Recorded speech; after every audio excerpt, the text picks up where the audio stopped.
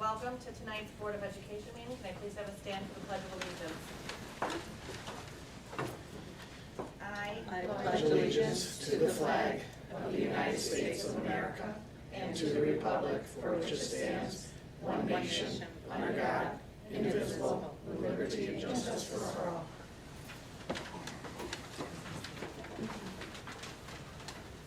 Okay, and first up on the agenda, we have our special presentation by Mr. Shepherdson. Welcome. Thank you. Well, thank everybody for inviting me back. So, a couple things. I decided not to go through the whole game here with the screens and stuff this year, so hopefully Mr. Sin gave you a handout. I want to go over just a couple things with you this year. One being the admin budget, which is what you vote on in April.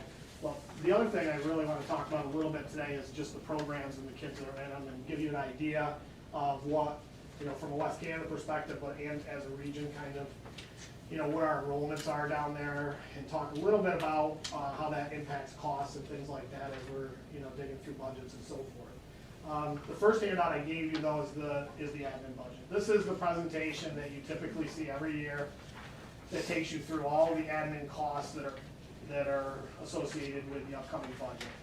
It's the budget that you vote on. It's $5 million of the $45+ million budget that BOCES has.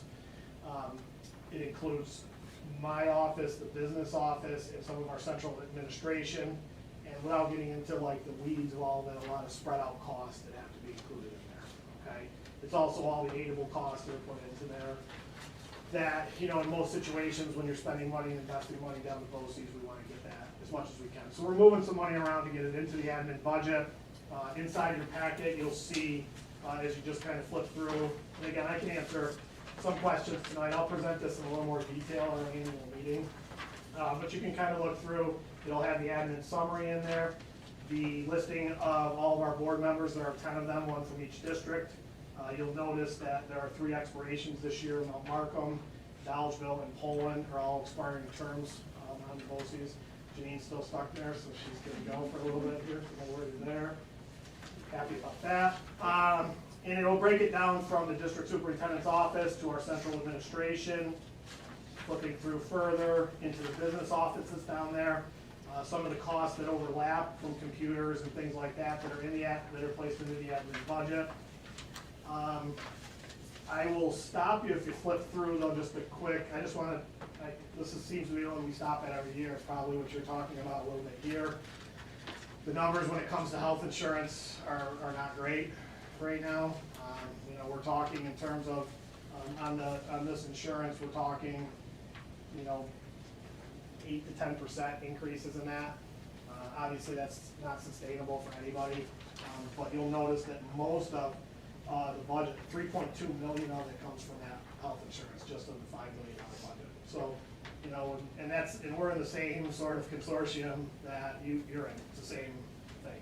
So, when we have 10% increases, that's 10% increases for you too. You're just at West Canada. So you can kind of see where we've got to do some things here, regionally to try to,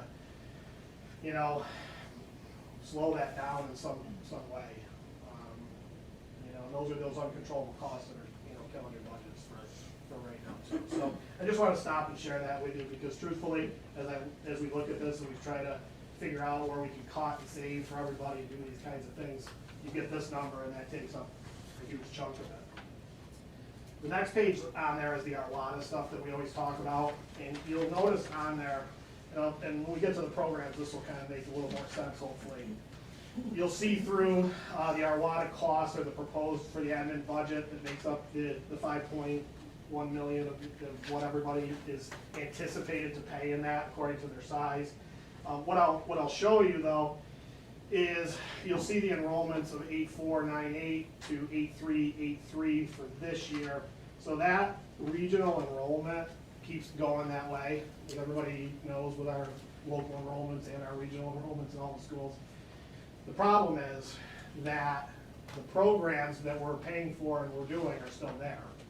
And we're having less kids go to those programs and there's less divisional, we're dividing it by a lower number and that changes, your costs. So every time our enrollments go down regionally, you know, the only way to do that would be to cut different programs that we need here. And we don't do that, so you have the same cost, lower enrollment, there are a lot of costs in there. So everybody's costs go up in those scenarios. So, and I'll explain, when I get to the programs, you'll kind of see what that looks like. But that's sort of the breakdown, just from an admin budget portion, so you can kind of see what those costs are.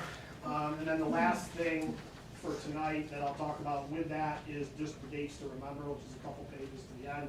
Wednesday, April 1st is the annual meeting over at BOCES. I'm gonna go through this in a little more detail, talk a little more detail just about the voting and the admin budget for anybody that attends that. Central Valley is the entertainment for that night, and the Central Valley Board is running that meeting for the annual meeting. And then on Wednesday, April 15th, that's the region-wide budget vote and the election of board members. You'll know pretty soon who you're voting on for board members for the BOCES board. It'll depend on who the districts put forward. It's Dalville, Dalville, Mount Margaret, and Coleman. They'll put forth the names for re-election, and then you'll vote on this budget that's in this packet. So that was the quick, non-painful, go through every line piece of that. But does anybody have any questions on the first portion of the budget yet?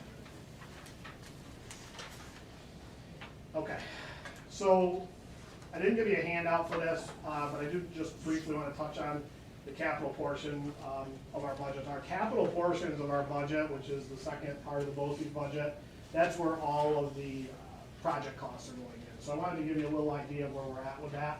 The night of the annual meeting, anybody who comes to that will get a chance to see the web, which was phase one of that project. Basically is done. We're still finishing up a couple things, you know, just like we do with all of our projects. But most of that will be done for sure by April or May. So, but for the most part, phase one is done. So what I want to bring up from a financial standpoint is back, those of you that were around in the beginning, and when all this was on the beginning, I was here. So we talked about how they were paying for this, and we went through this whole thing. And how we decided as a region sort of to do this was, yeah, we'll make decisions on how much money we're gonna pay and sequentially as an individual district. But we created this dynamic where things weren't sort of level, they kind of go up and down. So for the beginning, we got the money started and started to pay a little bit more to get the phase one going. And then for the last year, the money went backwards, so all the costs were less last year for you. This year, coming up in the following year after that, as we get into phase 2, 3-ish of this, the cost of that go back up. The money's still the same, we're just not paying a flat rate across the whole thing. So that's another thing that you'll see as you look at cost out at BOCES, that for the next 2 years, the capital money that goes in is a little bit higher because of how we set this whole thing up. If everything was a perfect world, we decided this is this much money over this many years, we would have divided it and it would have been equal payments.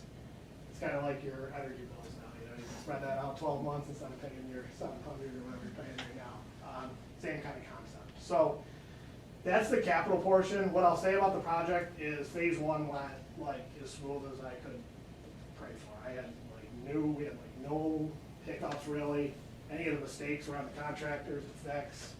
There was no additional cost, so we were significantly under budget for phase one. So all those things you planned for the worst case scenario didn't happen. And the early estimates for the phase two are really low.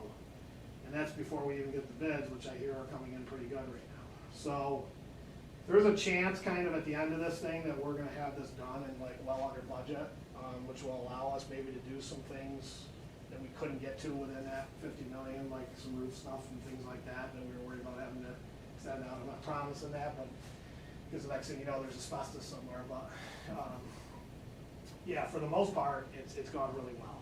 And for the right now, so when I say the web, we're over at East Herkimer. The project shifts over the next year and a half over to Elliott, over to the Remington building over in Elliott. So that's where most of the work's going to be done there. Questions on that? On the When you project? come in under budget, what do you do with the money that's been budgeted? Yeah, so right now, because we're in phases, it just kind of keeps going. But I think probably if things were to progress, just like with a project you have here, you know, if you did a project or were in a project and it came in under budget, the discussion would be, you know, do we want to return money to the districts? Do we want to invest that back in? Do we have other work we want to do here? And you don't know that till the end of the project. So one way or the other, it goes that direction. you know, we'll see how far we get, and how much we can get done before those kind of talks here a few years down the road before we talk about that. But for the beginning, it's really good. Yeah. Other questions on the project down there? Okay, so that drives the capital. The last piece I want to talk to you about is the program, and that's this handout that I have here. And I tried to do a little kind of surface view of information and data for you. Again, these are point in time, so don't get hung up on certain numbers if you think your number's a little bit off, because all that gets weeded out as we go through and make sure. But if you look at the first page of this is the current 25-26 CTE enrollment in all of the programs that we offer currently down at BOCES. Okay, so you'll see from junior, how many juniors across the region, how many seniors in every single one of those programs as we speak. You'll see some really high ones there, you'll see some really low ones. Okay, I always get questions when I go out to the board about why don't we have this program or this program. Programs are a challenge through SED to get, as you would expect. Okay, so you go through a process. You know, you bring in business leaders into it.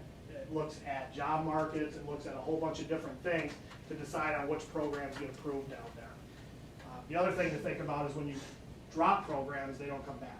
So those of you that can remember back to BOCES when they had auto body down there, for example, at some point in time, auto body got dropped. We turned it into the conservation room. For us to ever get auto body back would take sort of a minor miracle, because SED looks at that as you couldn't keep it going before, what makes you think you can do it now? You know, so when we look at some of these lower number ones, we've got to do one of two things. We've got to either get those going and get more kids into them, or we got to look at them and say, is this a program that's just not viable in this region? Some of the problem I have is some of these are somewhat new, like the networking one, which is low there, the advanced manufacturing, which is low. What is that? So advanced manufacturing is like machine shop almost type of work, okay? So for example, I can use an example, if I told this to you before, you know, I think it was last year, the skid steer out back broke, and we had to order a part for heavy equipment. It was stuck out in the, in the middle of the parking lot, basically. So we couldn't get the part right away. So, but before we did that, the advanced manufacturing kids were out there, and they said, we can machine you this part right away. Went in, machined the part, put it in there, and we were back on the road in like an hour. We have tons of equipment and machines that have been donated. There's not a lot of kids in the program. We put kids in and talk them into it, and every kid stays in there. The other thing I'll say about it, of these programs here, the only one that I can say gets 100% post-graduation employment is advanced manufacturing. Every one of those kids that wants to go get a job after that gets placed, because the guy that's teaching it is connected to every single associated person with that. And so he gets them in, gets them working while they're there, internships. So it's really kind of a neat program. A lot of machines. It's just I'd like to see it get bigger. Networking has been a teacher nightmare, although we partnered with the college now, and I think we've got a good one, so I'm hoping that's going to increase a little bit. But as you look at it as a whole, from an enrollment standpoint, our percentage of kids that go to CT are way up compared to all of our enrollments, but it's nowhere near the number that we can hold or what it used to be. I mean, that number, if we went back in time to, old school, as Mr. Gundler would say, that number would be 700-800 kids down at BOCES. So, you'll see in the 5-year average stuff how much it's going up to 500. That's not the number like back in the day it used to be. You're still way below that, but so is all of our enrollments. So, anyway, that's the story behind that. I thought I'd share that with you just to give you an idea of the programs we have and the enrollments are. And the second page here, which is a little bit small, so get your glasses on, gives you a breakdown from 2016 all the way to 2025 by district of total kids that are enrolled in CTE programs.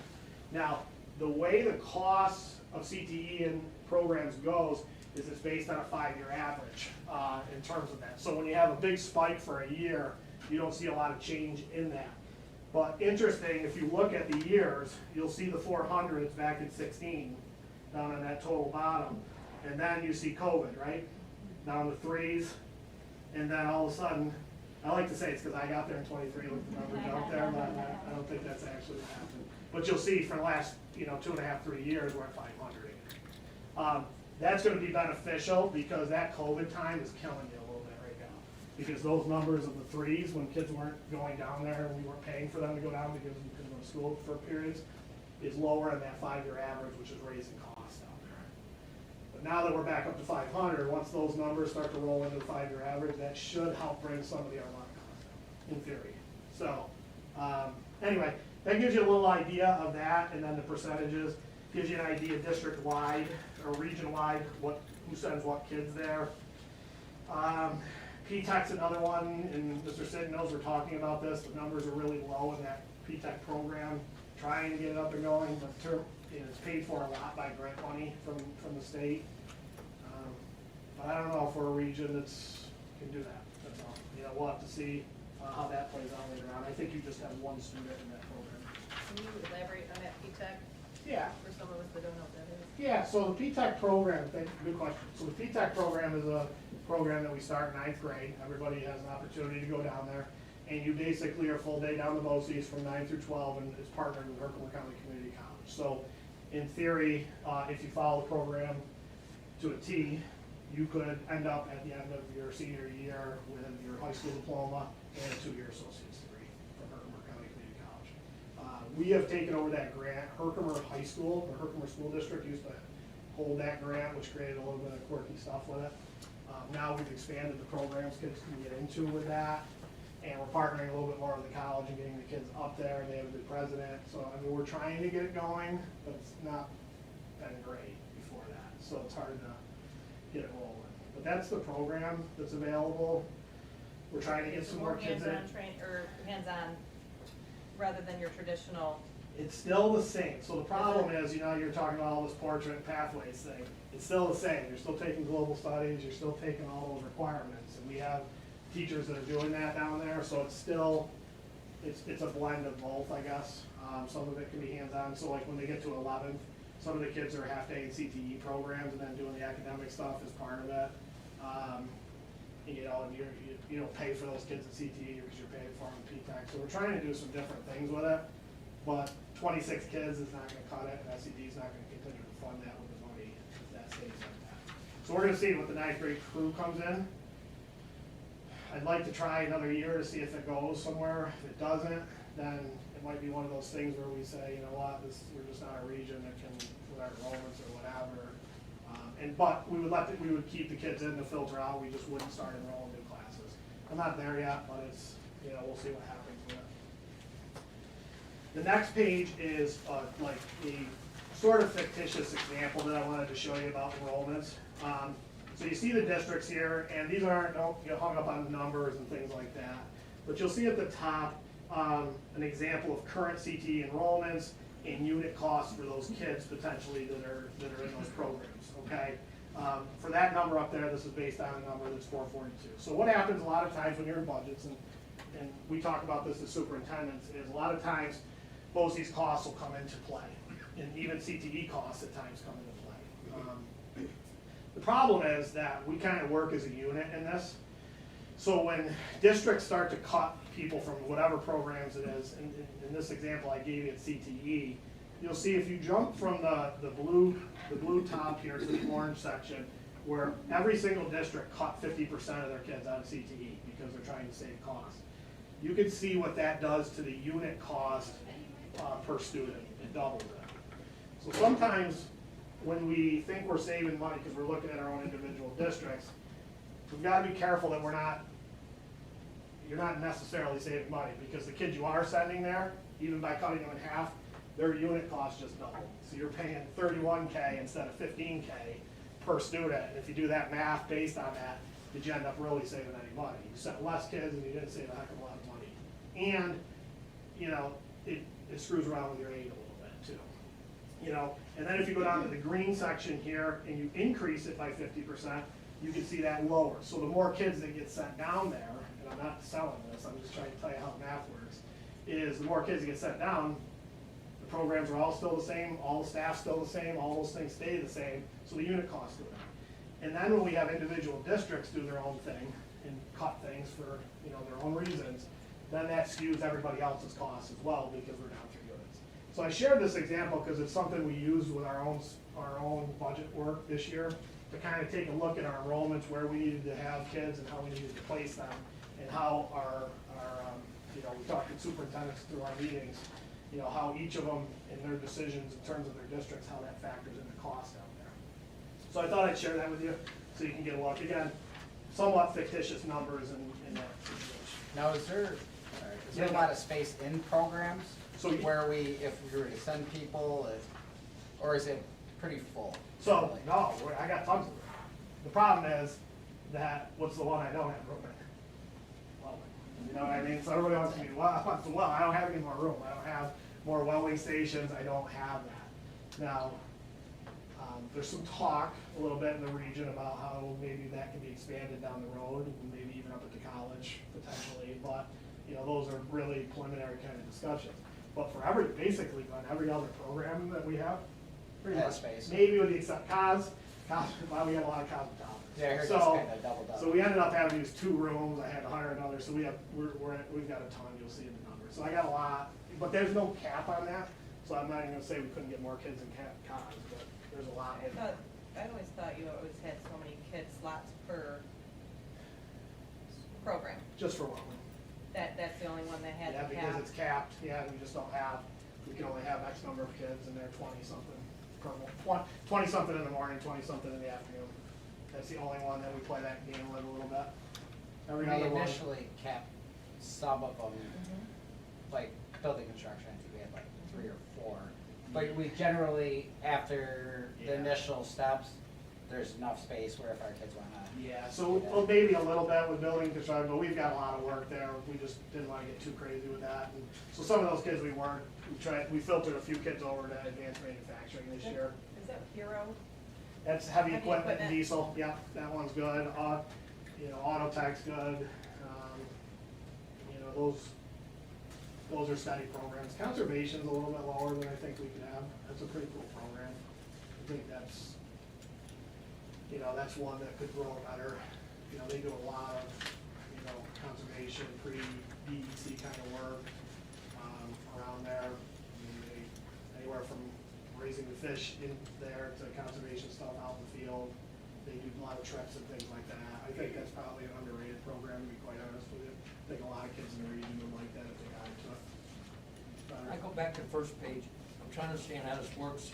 How do we let the kids know these courses are available? So they work with the guidance counselors in all the schools, and they meet with them and talk about the programs. There's visitation days, they go down, and then the kids that wanna go to CTE, decide they go first and second choices, and then we filter them in to make sure that they're in their program. So, there's CTE days, all that stuff. There's a lot of different things we do throughout that, especially with the 9th and 10th graders, to get them looking at it a little bit. And then they choose their programs, and they start in 11th grade for half a day down there. So, we try to do as many as we can. We've even had them, we take them into some of these rooms to show them that.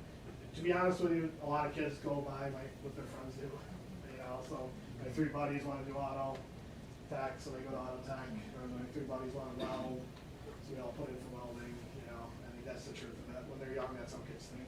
So, I'm pretty sure if I got a whole group of kids to drag a whole bunch of kids, they'd probably raise the advanced manufacturing quicker that way, just by saying, hey, your buddy wants you to do this, so. I don't know, I don't think it's that complex in their minds of what they wanna do. They're not thinking about, hey, I can get a job out of this, I just wanna go down there. Some of them do, some of the welders do, building construction program's great. It's kind of a broad overview of a lot of different things. They build a house. Truth of it is there's a lot of kids in there, so sometimes I think kids rise to the top of that class and kids get other jobs that are at high level in there. People running wire and putting in boxes, and kids framing things on the outside, all working in there. So anyway, there's all different. Culinary's really good right now. We got a really good teacher in there. Those of you that are Dom's Deli people, that's why it's closed. So he's getting his feet wet. It's a little bit different running a business and teaching kids, but he's doing okay. So he's getting there. So culinary's good. Yeah. Okay.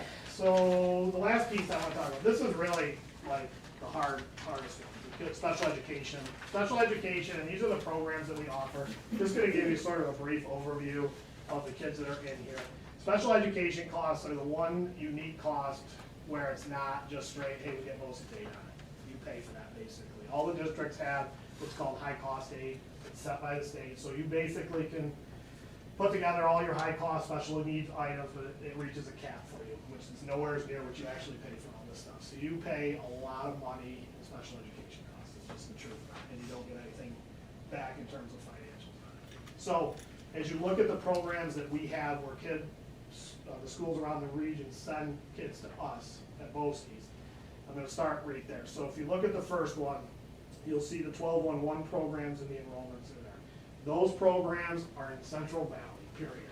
Okay, they're at Central Valley High School, they're at Jarvis Middle School, they're at Barringer Road, and they're at Fisher Elementary. Those are our 1211 programs where all the kids from the region go. Who's in those programs? Generally, they're kids that, well, when I got there was too much behavior. There isn't as much anymore, but it's more of slower paced academic programs with a little bit more smaller class sizes, a little slower pace. They go to classes and then they push into Central Valley classes down there. And for the small schools, these are the areas where you either have to decide whether you're gonna have these programs and pay for them vertically and keep them in-house, or you send them down. And for small schools, it's tough. You know, Central Valley might be able to run their own vertically potentially if they wanted to. But you know, schools like West Canada, Poland, you got a couple kids here and there. You know, it doesn't make much sense for you to hire all these teachers and content teachers and do all these different things with it. So it generally makes more financial sense. And Central Valley has the highest number in it. And if they were to ever not be in it, that would be an issue, as I told you before, because that would take all those out and you'd still need basically that whole staff still to run the 1211 programs. The 811 programs are generally located over at Pathways. They are behavioral adjustment classes, okay? These are kids that have IEPs, that also have behavior issues, and they're at the Elaine building.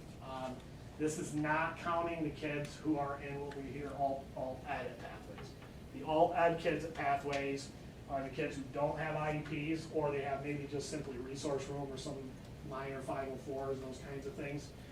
That's one population. The 811s are the next level of that behavioral programs. And they all have special need identifications. The 12131 program on this page is our severe disabilities. So as you look at yours, these are kids that are wheelchair bound, probably there until they're 22 years old. You know, could be just mentally disabled, physically disabled, a whole gamut of things, like tons of resources that go into those classes. You can see how many. It's not a lot, but those are the programs that we run there until they're 22. 611 is two different things. 611, I'll get to in a second, which is got a behavioral, and then we have 611, which is our autism program. So as you hear in the net, like our autism programs have like exploded from kindergarten. The biggest draw that I need, believe it or not, probably might believe it now, is can we get more K2 classes open? That's the area where all the districts are like, we need help with these primary kids.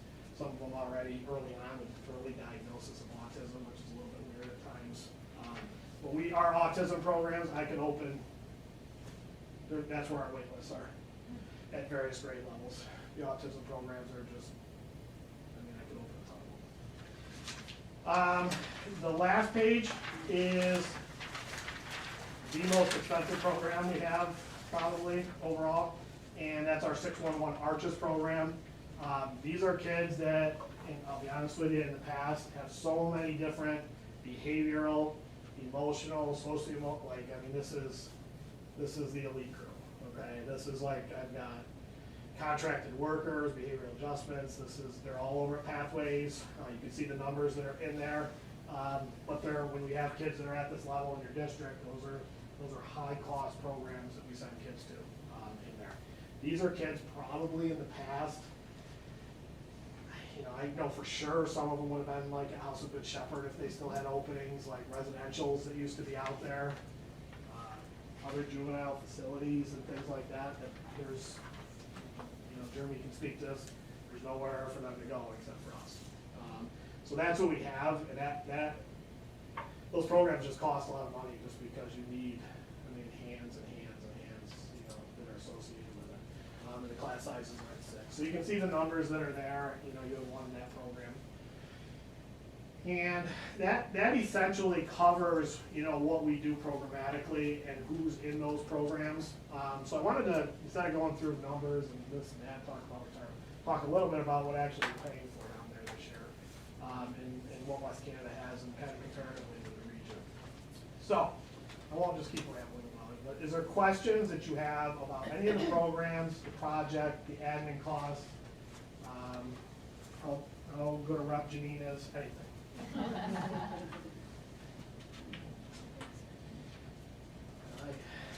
Well, I'll let you get on with your meeting then. Thank you. If you ever have, if anybody ever has any questions, I'll just call down the office. If there's something that comes up along the way, if you have a question, I will answer it for you. So, Jeremy, thank you. Appreciate it. Thank you, everybody. Thank you. Take care. Have a good evening. Yeah, you guys too. Thank you. Safe drive back. Yeah, thank you. Okay, next on the agenda, we have our consent agenda. Or no, we're gonna talk to our administrator. Ms. I'll start. Milfrey. Sorry. So we just completed our mid-year assessments. Our students were all given their STAR assessments from the STAR reading, STAR math, the STAR CDMs. I've been meeting with teachers to review the data, to make some instructional shifts, to see how our students are doing. So that's going well. We have a instructional literacy coach from BOCES that's going to be with us. Typically, we get 1 day a month, but she's going to be here a half day twice a month. And she's going to be working with our teachers to implement CKLA. This is our 2nd year implementing it, so really looking at the assessments, prioritizing pieces for the lesson, just to kind of help the teachers answer any questions they may have. On February 2nd, we had an American Heart Association Challenge Assembly promoting heart health and wellness. Students have been participating in small activities that they can do at home. They can log their activities and then they earn little trinkets along the way. The staff also took up a collection for the Heart Association as well that we made a nice donation to. We had our audit this past week for our pre-K program conducted by the New York State Office of Early Learning. So our visit went well. That is a yearly visit because we do have the grants. And I'll be meeting with the rep in a couple weeks just to kind of go over everything, but everything seemed to go well. What do they look for? They look at our curriculum, they look at our program, they look at the classroom, the setup, what the teachers are doing, the kids, and just provide suggestions. On Wednesday, I'm going to be attending a professional development conference at BOCES, focusing on early writing and fluency. So right now, one of my goals really is to look at our writing instruction at the elementary and see if we can strengthen that. So that's a start. That is a goal of mine. So I'm interested to see how that goes. I am excited to tell you that my Quality Stars program application has been accepted. That's another funding source for our pre-K.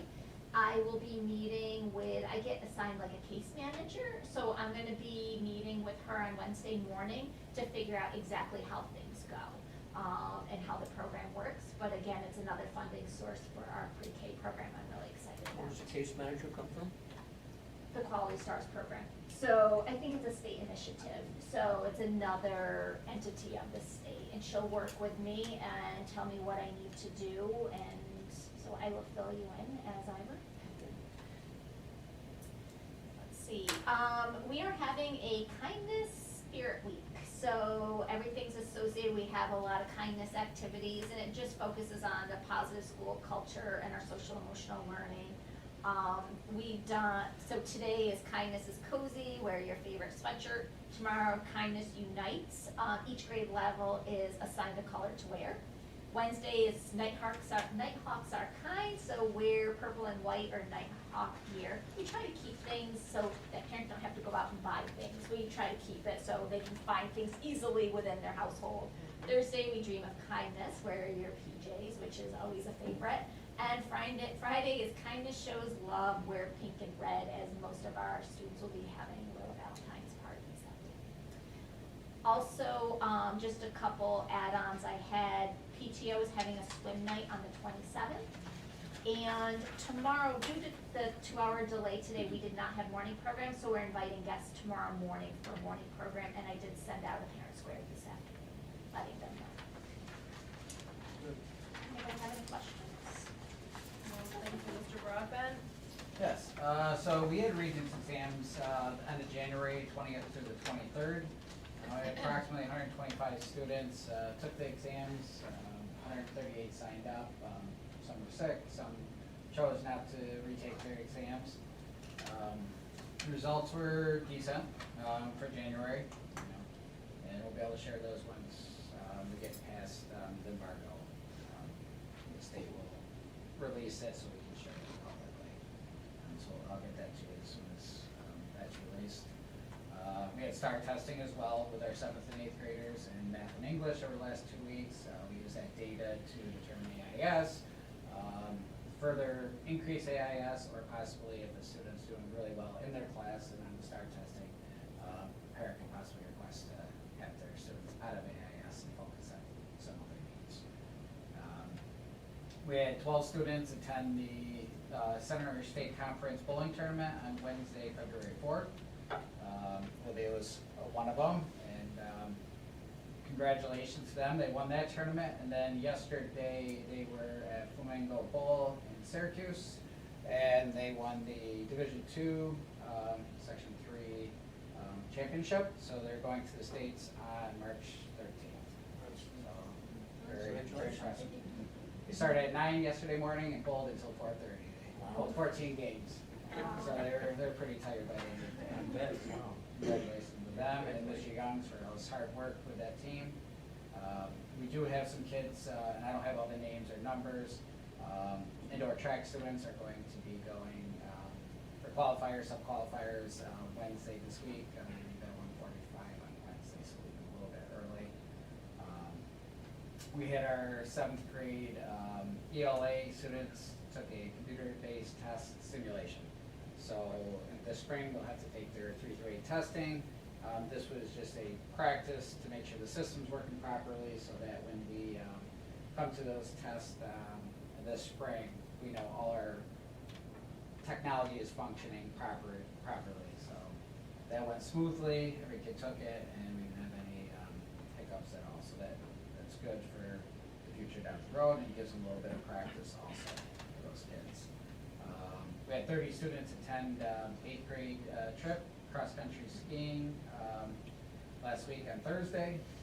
A lot of fun, and some of our staff go with them, but it's something we've been doing. Mr. Doherty, he's in charge of the 8th grade class. He's been doing a couple trips a year at least, trying to, and these trips are free. Where was it? I think this one is Potato Hill. Sometimes this shifts depending on the weather. Right, Yeah, we Boonville? go, I think you take a left. Yeah, it's a left, you Into see the that. Boonville, yeah. So, it's looking at a possible one other trip this spring. But they're all 3, was it the Black River outdoor recreational program, but they're all free. For the schools, all we have to do is get them there. So, take advantage of that, it's give them some experiences that they may never have otherwise. Who generally chaperones that? Mr. Doherty always goes because he's in charge of the class. Mrs. Woodlat and Mrs. Foster, so teachers and one of our counselors go. And, they have a good time. They usually do, I think the idea is 10 kids per staff member. And then every once in a while we'll have an extra one that stays in like the lodge or cabin area. So if a kid decides to get up there and they're like, I'm done, I can't do it anymore, it's a place for them to go and just kind of enjoy. FFA went to Casanova College this weekend. It was Saturday, and 12 students attended that. They had a really good time, and I think you'll probably see some pictures from that down the road. Upcoming events, we have a ski club trip to Boar Mountain, and that's February 11th, that's Wednesday. And then February 12th, we have, it's called 8 to Great trip to BOCES. It's when our 8th graders go to BOCES, and this is where they get the initial taste of what BOCES has to offer.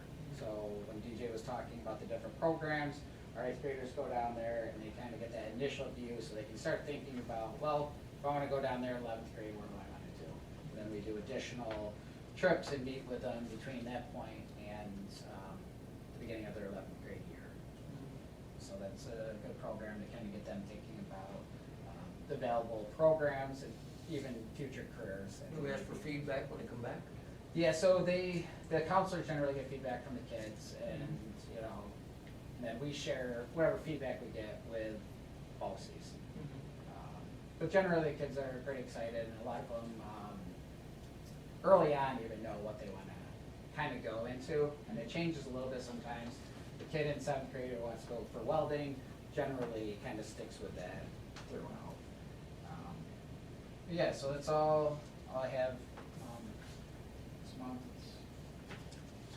It's short, but it was busy.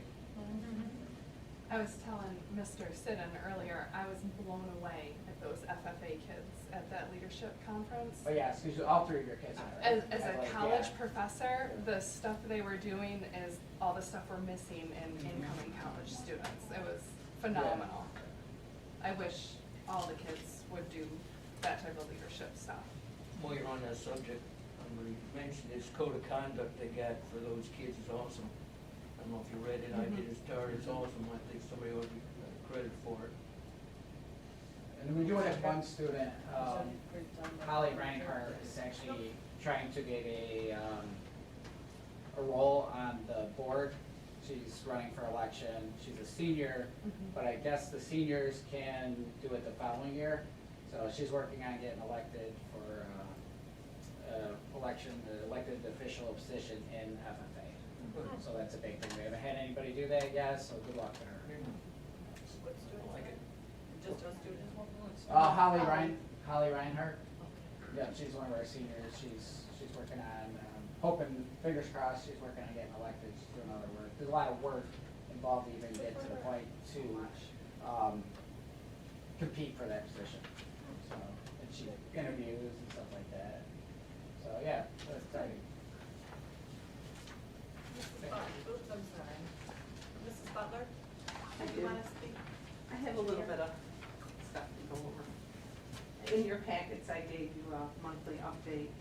And it's really what I was gonna talk about, but as I was sitting here, I thought of a couple other things too. But we can go over that other, the staffing. Our staffing is the same as normal. I have the 10 regular part-times and 6 substitutes, so at least I can always try and get one person to come in. As a sub, they have other things they like to go do. Having 6 people to call is a good thing. The groceries and supplies have been coming in as I've ordered them. No delays except for today with the trucks that didn't want to start, and the produce guys are coming tomorrow instead of today. Milk was late, and 2 weeks ago when it was cold, the Cisco truck was late, and I feel bad for the guys. But they've been getting it here. Let's see, our state and federal reimbursements have been coming through as scheduled, right?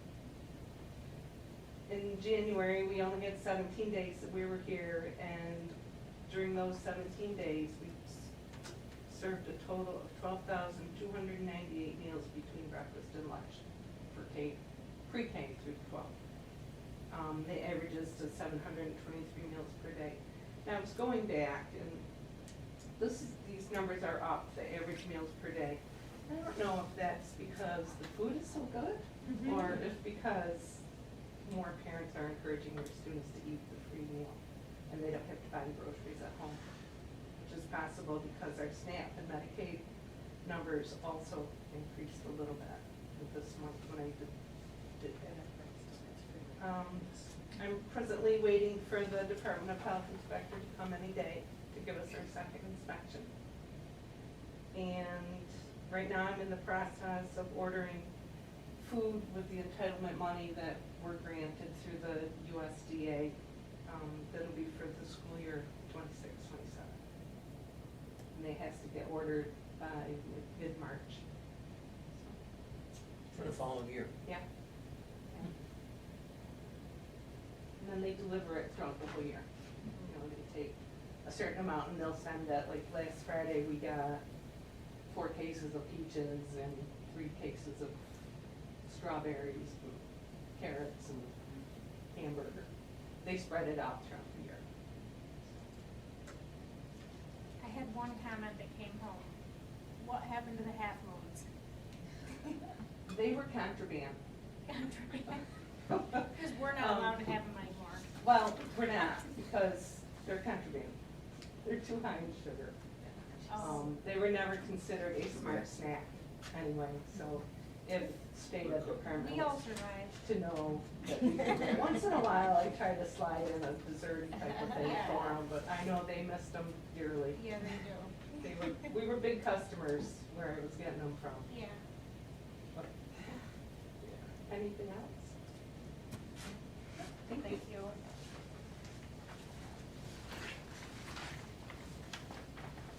Okay. Next on the agenda, motion to accept the consent agenda. Sarah first, Shannon second, all in favor? Motion passed. Okay, motion to go into executive session to discuss proposed pending and current litigation and employee matters pertaining to appointments. At first, Shannon second, all in favor? All in favor.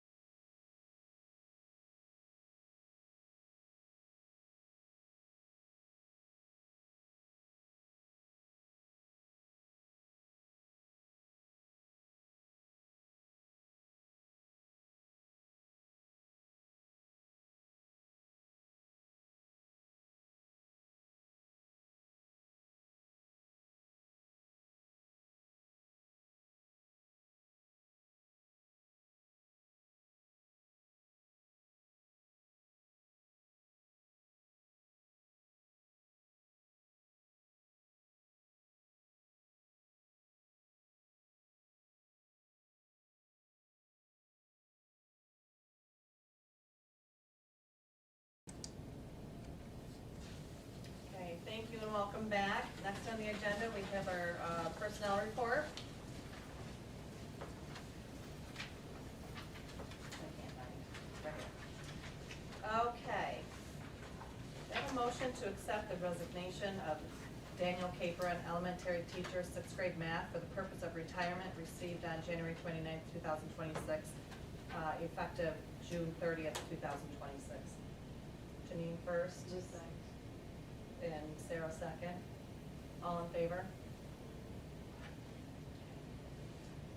I think us as a board would like to recognize and say thank you for his dedication to our district for 34 years. And we wish him well, and welcome back at any time, if you're out there listening.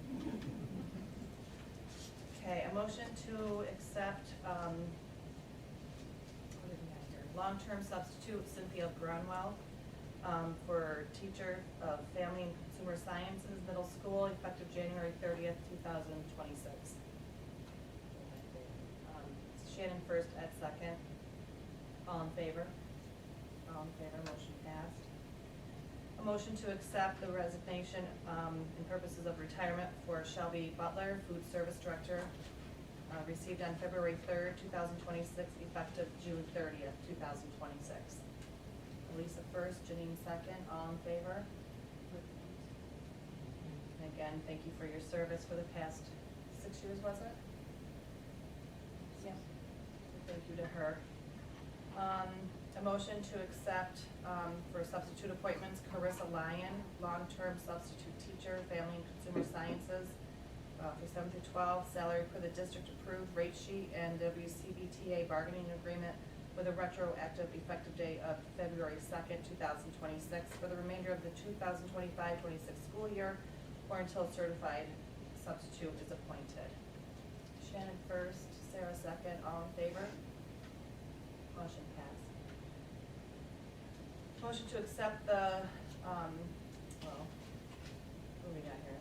Substitute teacher Samantha Francisco, non-certified teaching assistant, aide, monitor for pre-K through 12, salary per the district approved rate sheet and the CSEA bargaining agreement, effective February 10th, 2026. Sarah first, Janine second, all in favor? All in favor? The motion to appoint Bailey Chapin, head coach, modified baseball, step 1 of the extracurricular index of the WCBTA bargaining agreement, effective for the 2025-26 school year. Sarah first, Elisa second, all in favor? All in favor.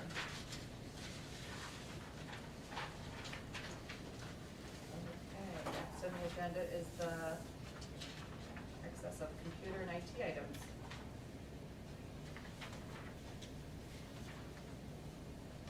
I have a motion to discard the following items that were listed. Janine first, Sarah second, all in favor? Okay.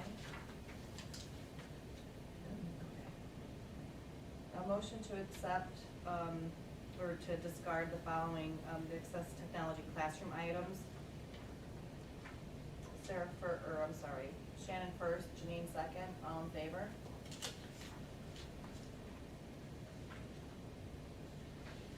Okay, a motion to adopt the revisions to the attendance / tardy policy located in the code of conduct.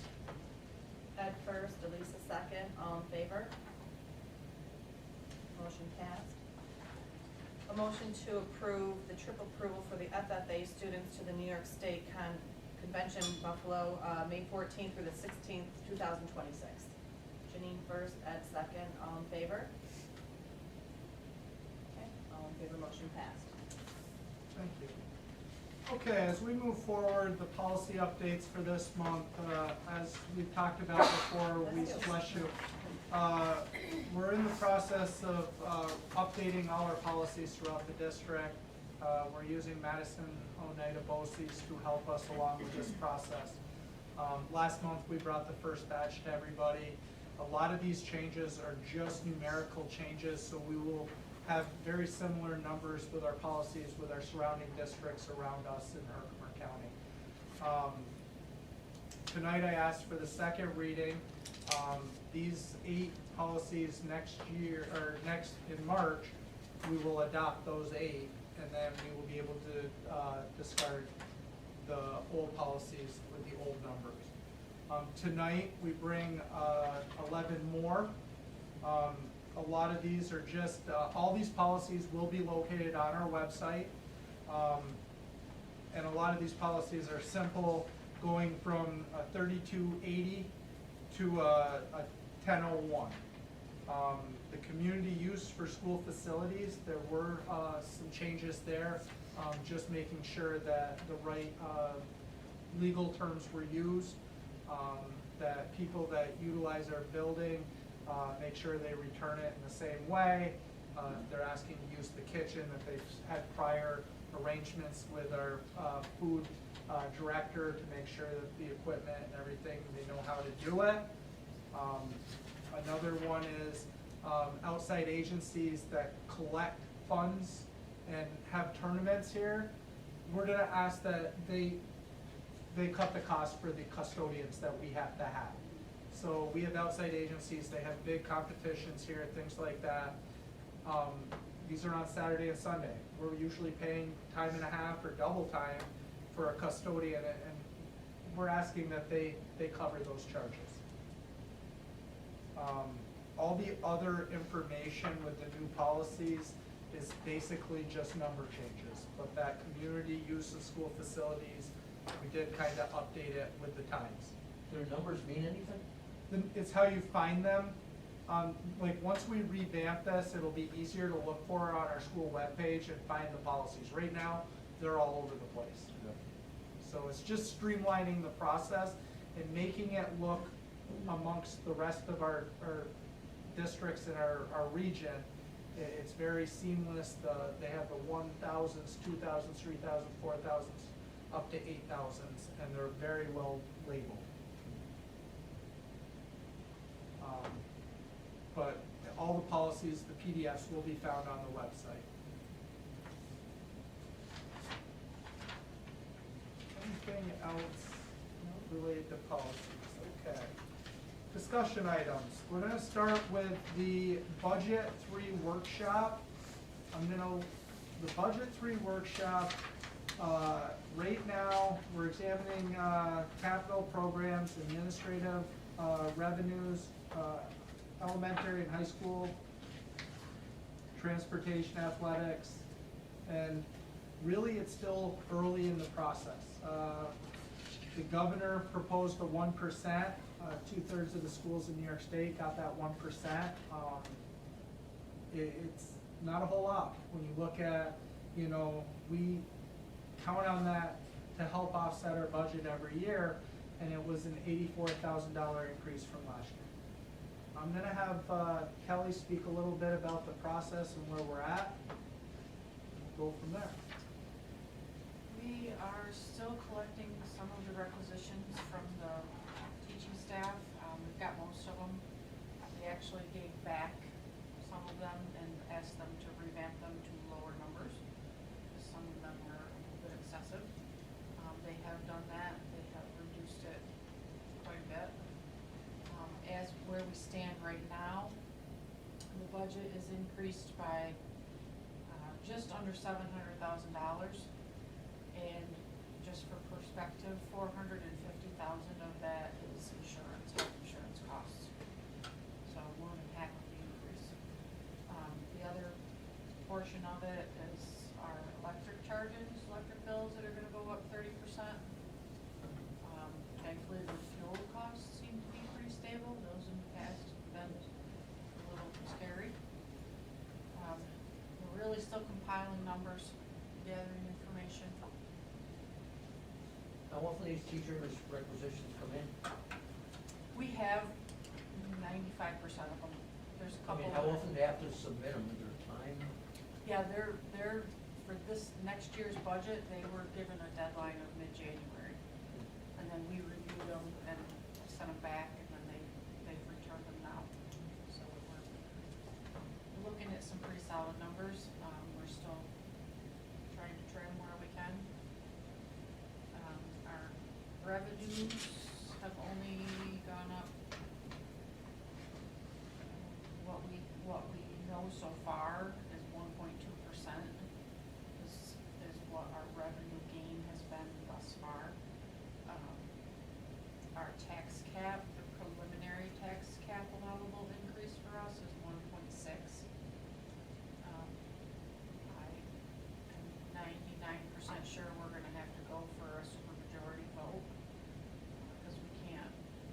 six for us is $100,000.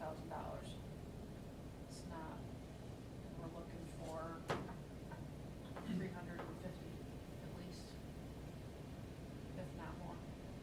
We actually have a meeting with Rick Timms Wednesday to go over some of our long-range planning and to see what we can do. And he Can we will go be- back to, can we go back to the state and ask for more money and? No, No. they will tell you what they're going to do. I'm hoping that, Traditionally, when the legislative run comes out, we get a little bit more, not usually significant, but they prevented her from taking money away the last time and left us flat. Last year they gave us 2%. which was, I think, what people were hoping for at the least, you know, but 2% is, instead of 84, it ends up being about 170,000. You know, Mr. Timms next month will be here to present to the board on all the work behind the scenes of what we're looking at to get back on solid fiscal ground. But it's a process, it doesn't happen overnight, and we just have to keep looking at areas where we can kind of cut.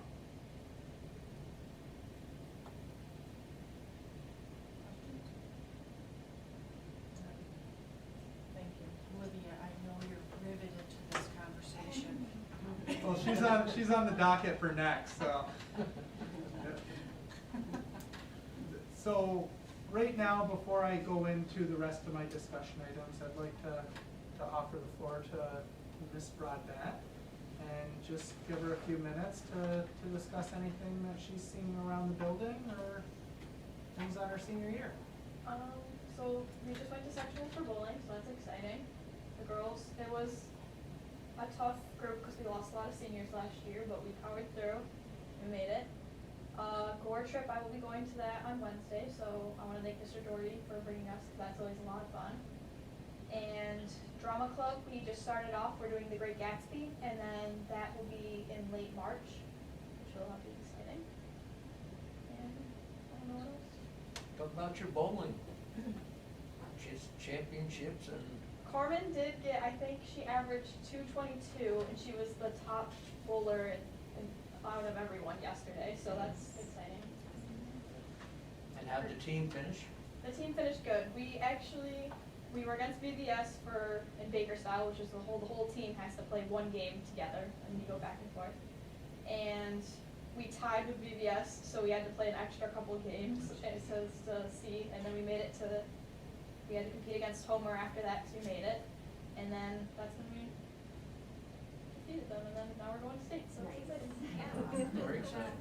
The state tournament's always held in Syracuse, and the last 3 years it's been held in Syracuse, so I will be venturing down to watch the girls on March 13th. So it's very well ran. The state does an excellent job at the bowling alley in Syracuse, and I think it's Matty Dale, and you know, it's great to see our students competing. Doing well. Absolutely, thank you, Ms. Thank you. Broadbent. To go off of just, again, the district was made aware that, you know, the fiscal, every year the state monitors fiscal, where you stand fiscally. We have been notified that we're moderately fiscally stressed. Last year it was a susceptible, and it jumped up to moderate. So those are areas that we're working with Mr. Tim's office to start kind of a corrective action of how we can get off this list. And it's not gonna happen, like I said, overnight, but it's gonna be some tough decisions and making sure that we're fiscally stable moving forward. Next we have, I had the district calendar. We've been working on this district calendar. I am going to bring that to the board in March. We're still trying, this year's calendar by far is one of the trickiest because you still have to get 185 and 181 with days. And we are starting we're having PD before Labor Day. Labor Day next year is not until September 7th, I believe. Yeah. So it's pushed way back, which means now with all the other days, bless you, with all the other days that you now have to give off and things like that, it's really starting to crunch where we're at. So right now, we have like the basics, we're still working on the half-day PE days and things like that, so in March, I will present that to everybody. I just wanted to make sure it wasn't it was either, it was gonna be all completed and I presented it tonight, or I would push that to March. The Town of Fairfield Solar Pilot.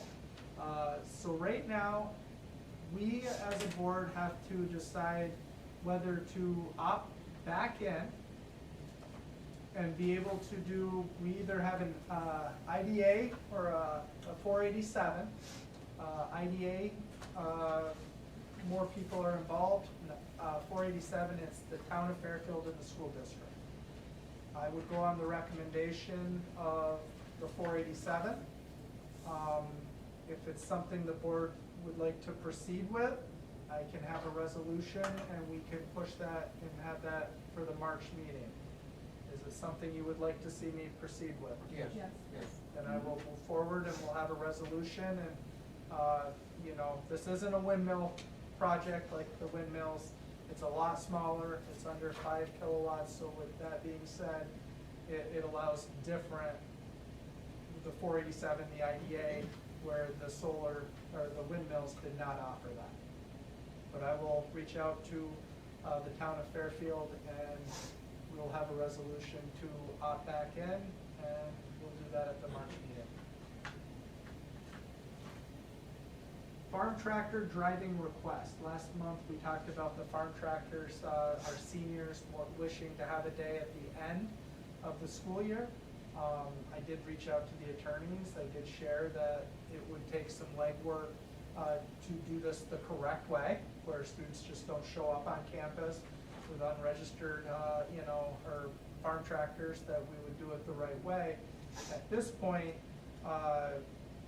we need to have a board discussion on which avenue to go, and if it's something that you would like me to proceed with, and we would have to go through a resolution, things like that. So I'm gonna throw it over to the board and say, what is the board's discretion and what would you like to see me do moving forward? No for me. It's a yes for me. I'd say yes. Janine? I'm a yes. Mr. Kelly? Yes. Shannon? Yes. Olivia, what do you think? You're a senior. You have a tractor to use? Well, you have a skid steer. No, just. So I will go through with our attorney, and that will be stuff that we have to address at the next board meeting, and we'll get the. But thank you for everybody. You know, I do understand where we live, things like that, and we'll make sure that we're doing it the correct way. Does anybody have anything for me? Okay, next on the agenda, we have our announcements. February 16th to the 20th, schools will be on their midwinter break. Building will be closed on 16th for President's Day. On March 4th, it's Music in Our Schools Month, all bands, concerts at 7 p.m. March 9th is our next Board of Ed meeting at 6 p.m. March 12th is Music in Our Schools Month, all chorus concerts will begin at 7. March 20th and the 21st, all county 2 at Frankfurt Schuyler. And then March 25th, Superintendent's Conference Day, no school for students. Do we have any public comments?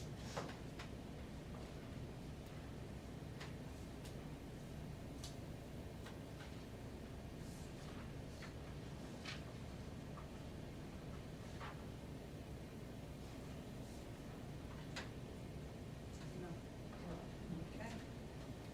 Motion to adjourn? Janine first, Ed second, all in favor? Thank you.